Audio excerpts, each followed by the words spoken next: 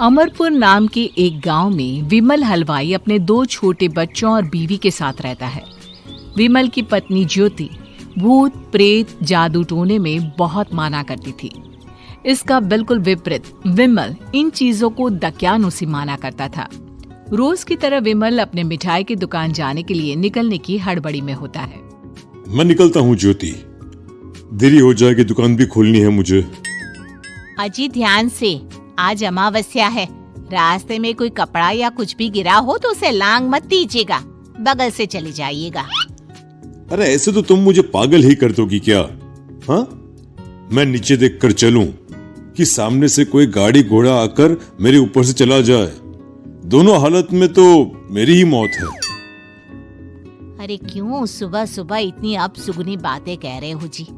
मेरे गांव में तो ऐसा आंखों के सामने होता हुआ देखा है मैंने, इसीलिए कहती हूँ, वरना मुझे क्या, पड़ोसी को तो नहीं कहना चाहती मैं। पति हैं आप मेरे, इसलिए बोल रही हूँ। विमल अपनी मिठाई की दुकान चला जाता है। दुकान पर पहले से ही ग्राहकों की लंबी लाइन लगी हुई थी।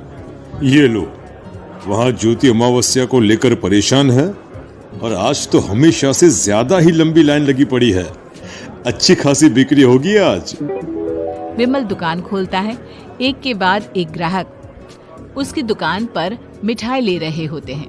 तभी गांव की एक बूढ़ी औरत विमल से कहती है, जिस तेजी से बिक्री हो रही है, कहीं किसी की नजर ना लग जाए, नींबू मिर्ची टांग ले। अरे क्या चाची तुम भी, ये सब नजर बजर कुछ नहीं होता है। कैसे लोग हैं मेरे आसपास। अपनी दुकान से शाम को विमल हंसते कूदते वापस घर आता है। हाँ, आज तो अच्छी खासी बिक्री हुई है। 1 महीने में जितनी बिक्री होती है, एक ही दिन में आज उतने पैसे कमा लिए मैंने। ये तो बहुत अच्छा हुआ जी, आज ही घर की नजर उतारी है मैंने। बिक्री तो अच्छी होनी ही थी। अच्छा, तुम खाना लगा दो, सारा माल बिक चुका है। मुझे शहर जाना होगा, कुछ चीजों की जरूरत पड़ेगी। रात भर मिठाई बनाऊंगा, तब जाकर कल सुबह दुकान खोल पाऊंगा। खाना खाकर विमल शहर जाने के लिए निकल पड़ता है। सुनिए जी, ध्यान से जाइएगा। चौरस्ते पर किसी जादू टोने की चीज पर पैर मत रख दीजिएगा। हे भगवान, हद हो गई ज्योति, ये तो मैं जा रहा हूँ। विमल गुस्से से शहर जाने निकल पड़ता है।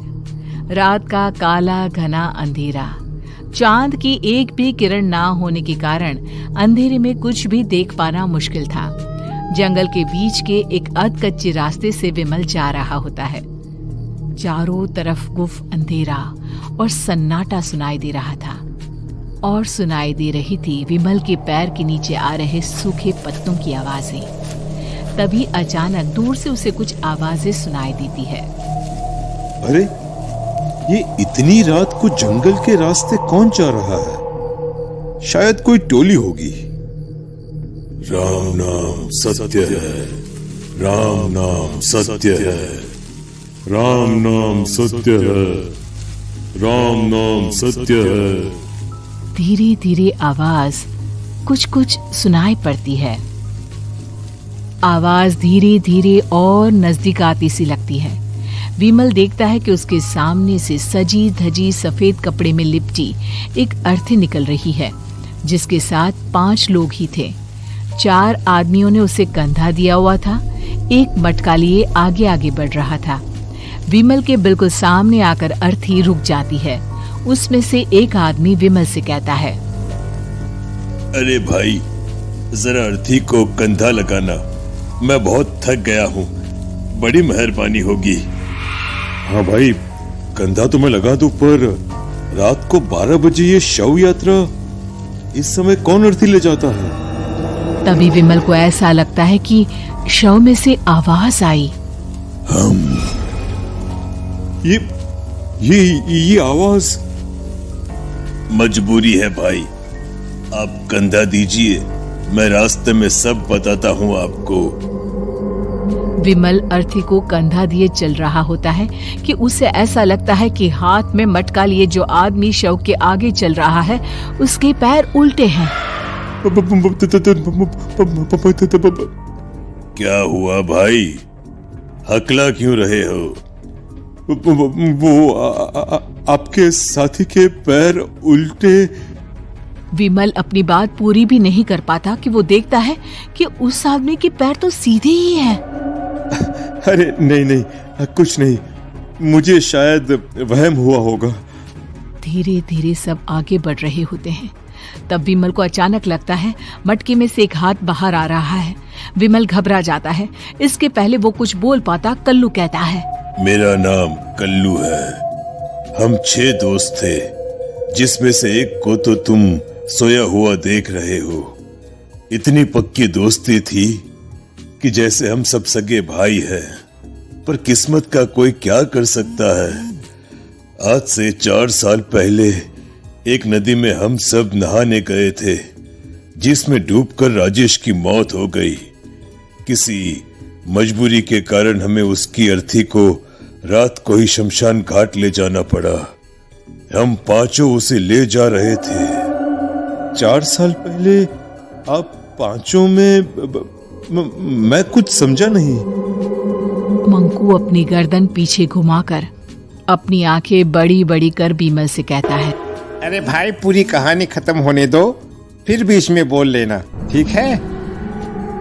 तभी रास्ते में एक हादसे में अपने दोस्त के साथ हम सभी मर गए। वो सामने देखो, हमारा दोस्त।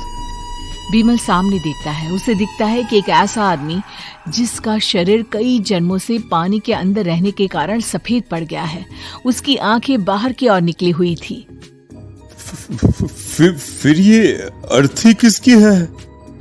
अर्थी के साथ के लोग अर्थी को नीचे रखते हुए एक साथ विमल की ओर देखते हुए कहते हैं, तुम खुद ही देख लो। विमल शव पर से सफेद कपड़ा हटाता है। शव की जगह खुद को ही देखकर विमल के होश उड़ जाते हैं। वो शव विमल की ही थी। पलक झपकते ही विमल उस अर्थी की जगह पर होता है। 6 के 6 दोस्त उसी तरह अर्थी को उठाकर चलने लग जाते हैं।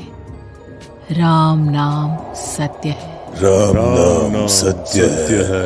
राम नाम सत्य है।